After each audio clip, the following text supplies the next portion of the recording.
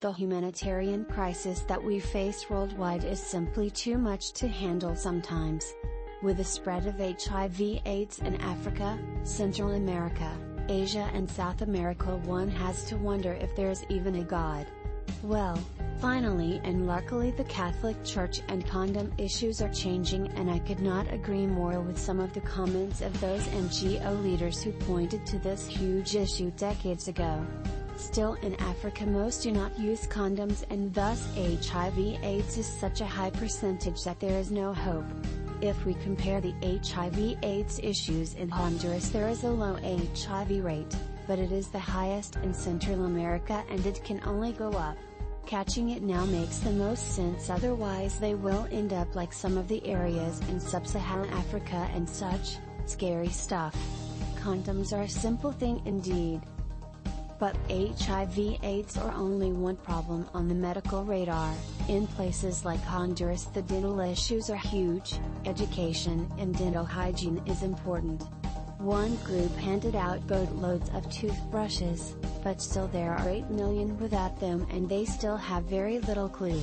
Even if NGOS, volunteers and medical missions come to the rescue, the population increases in places like Honduras are 2.4% per year.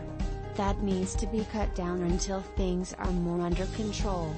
The real number ought to be 0% population growth until they have sewer treatment, water filtration, sustainable farming and education. You see it too. 4% population growth rate is basically 10% every 4 years, but remember the number is really compounded, that is just too high. Of course these are not the only significant problems in such nations. The challenges with crop failures, wildfires, flooding and earthquakes are also tough on such populations. The issues with erosion are huge, and this is happening around the globe as timber industry cuts down the easiest to get to and biggest trees. Better land use is very appropriate. You can see the real problem in Bangladesh, but also reading Jerred Diamond's book, Collapse, ought to wake people up to reality, and indeed as he states, one does have to wonder what the people on Easter Island were thinking about when they cut down the last tree.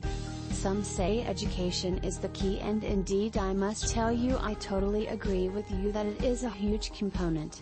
Many of these third world nations did not need traditional schools, they need to learn how to build French leach line, septic tanks, make bricks, concrete, irrigate, farm, raise animals and hygiene, etc. First things first, putting the cart before the horse never works well.